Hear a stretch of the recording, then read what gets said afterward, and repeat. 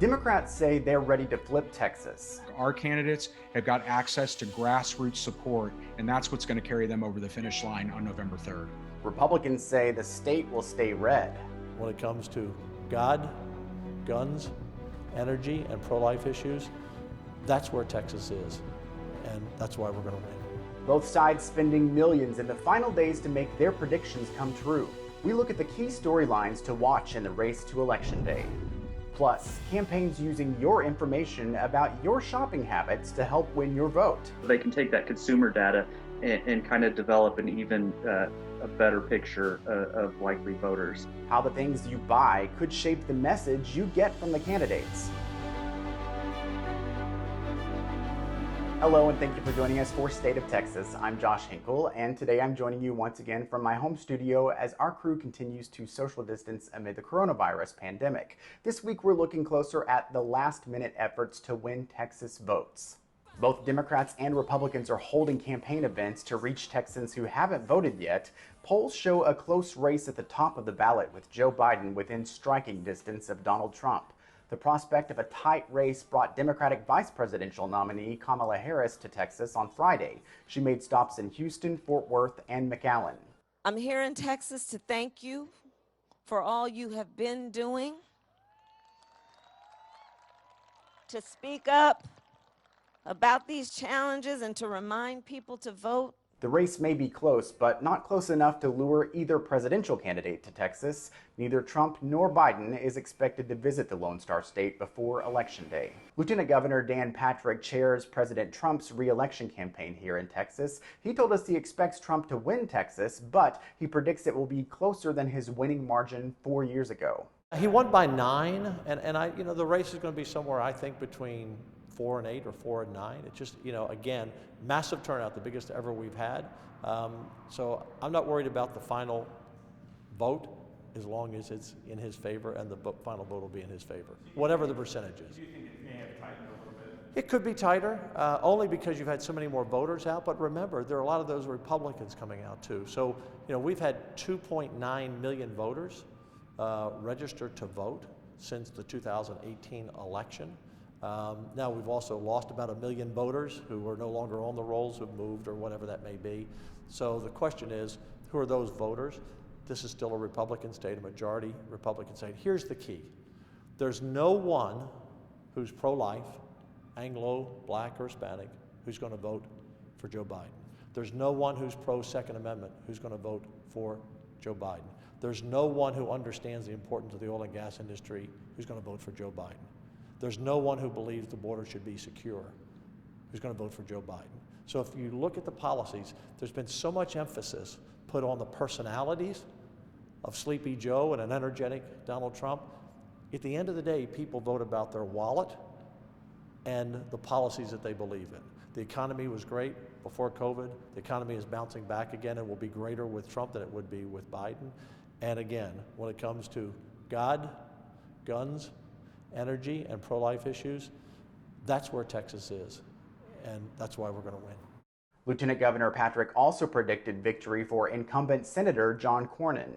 He voted earlier after returning to Texas from Washington. He'd been on Capitol Hill for the confirmation of Supreme Court Justice Amy Coney Barrett. Cornyn's opponent, MJ Hagar, also voted last week. Polls have shown the Democrat tightening the race. Both candidates have flooded Texas airwaves with ads aimed at getting their supporters to the polls. For insight into the last days of the campaign, we're joined by Brittany Switzer, the Senior Brand Director for the Texas Democratic Party. Welcome. Thank you for having me on. Sure. So what are Texas Democrats doing differently this year to get out the vote? So I think that we have seen our tactics are really paying off. Texans are going to decide who our next president is.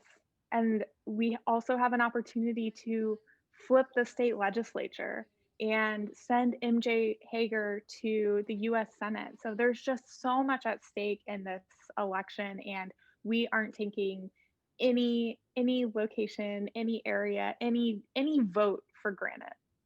We've heard a lot about Democrats looking to turn the state blue, obviously. Earlier in the program, we heard Lieutenant Governor Dan Patrick say that's not going to happen. He says Republican values match the values of Texas voters. How do you respond to that? I think that Republicans have nothing to offer Texans. As we've seen throughout this entire year, they have completely mismanaged the coronavirus crisis, which has led us into an economic crisis as well.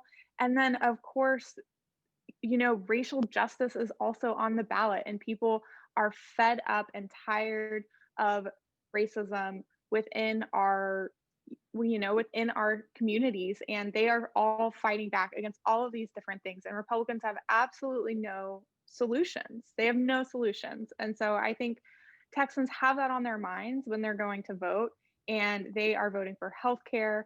They are voting to stop the spread of the coronavirus, to build our economy back better, and to really fight racial injustices. All right, Brittany Switzer with the Texas Democratic Party. Thank you very much for joining us. Thank you. With so many people voting by mail, Texans may have concerns about whether their ballot has been received. To ease some fears, the nonprofit Vote America created the website txballot.org. You can type in your voter ID number or your name and the county where you're registered. Then the website will let you know if your vote has been processed. Vote America says 40 states have a tool for voters to track their ballot. Texas is not one of them, so that's why the group stepped in. For insight into the final push to Election Day, we turn to our State of Texas politics teams. Got the whole gang here. John Ingalls, the politics reporter at KXAN here in Austin. Maggie Glenn and Wes Rappaport are our State Bureau reporters. Welcome, everyone. Thanks, Josh. Thanks. I'm excited to have you all here. It's not often I get to see you all as one group on State of Texas. Pretty cool. Well, we've heard Democrats say they're ready to flip Texas. Republicans say they want to keep the state red. Obviously, both sides are pouring money into the effort to make their predictions come true. What are the key storylines you're watching in these final days? John, let's start with you. Well, flipping Texas has a different definition for a number of people. Some people say that's a Joe Biden victory statewide at the top of the ticket. Others say that the big priority is the Texas House and being able to have a role in redistricting and a little more sway in how the next legislative session will go. So I think most of us are looking at some of these key House races. Democrats have targeted 22, while Republicans are looking at the 12 that they lost in 2018. And the key here comes down to Beto districts. Democrats want to win districts that Beto outperformed down ballot Democrats in, or in districts where he lost by less than 10. So I think the battle for the state House, especially in those suburban environments of either Dallas or Houston, are what most eyes are on. Maggie, outside of Austin, what are you kind of seeing with that topic? Well, speaking more to the kind of the presidential election specifically, this past week, we've seen the Biden campaign specifically. They launched a bus tour, a 3-day bus tour starting on Wednesday, starting up in the Panhandle region and kind of working its way around the state. On Friday, Kamala Harris, the VP candidate, made her way to Texas as well.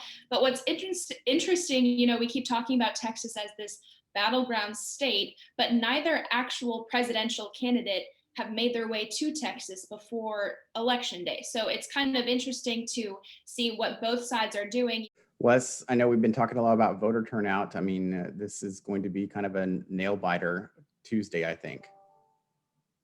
Yeah, through the weekend, record turnout, and that's a storyline that we talk about, and everyone says, okay, yeah, but Texas is big, and so and people are enthused, but really, seeing that before we even hit the weekend, the state had already surpassed its record voter turnout is a huge deal in a state that is particularly low in terms of turnout historically. So something you may be able to attribute to this is an extra week of early voting. I mean, we are in a pandemic, and adding that third week that the governor added to early voting may be a factor here in people not only feeling possibly more comfortable of getting to the polls, but having more time to do it. And so you can factor in some of that extra time, maybe factoring in some extra vote. Yeah, you mentioned COVID-19. I know that what we as journalists are going to be seeing is going to be much different than what we're used to on a regular election night. Virtual watch parties, speeches given over the internet instead of, in person, a lot of that kind of coverage. What do you think we should be expecting on election night? What should people be paying attention to? John, let's start with you. Well, I want to know how those 2 million new voters since 2016 act. A lot of the data that we were getting in those first 2 weeks of early voting, like Wes was alluding to, was that those were mostly voters who turned out in 2016. We were seeing demographic shifts in the age of the voters that were turning out for early voting, and that was trending downward. But by and large, the people who were going to the polls were those who voted in the 2016 presidential election. So a big add to the voter rolls here in Texas in the last 4 years, 2 million new voters. How will they act? Are those younger voters? Are those energized voters like Wes was talking about? Which side of the fence do they land on? And I think that's the biggest factor that we see on election night, in my opinion. Maggie, what are you going to be watching for? Well, I think it's going to be interesting. With the pandemic, obviously there's going to be a huge increase in mail-in ballots, and that means that it might take a little bit longer for not only the state of Texas but across the country, every single vote to be counted. And there's different rules in different states as to when the deadline a vote can be counted. So here in Texas, it has to be postmarked by election day, but it can still be counted up until the next day. So I think it'll be interesting to kind of see. We might not have an answer on election night. We might have to wait a day, maybe even a week. Some people, are saying even longer than that, but it'll just be interesting to kind of see how the timing of this election plays out. It's definitely going to be interesting to see what processes, what counties really have the system down, really have their act together, and what counties will need some of that extra time to count all of the votes, because of course we do want to make sure every single vote that is cast does get counted. So definitely something interesting to watch for there. But even just from a coverage standpoint, we have not covered an election like this.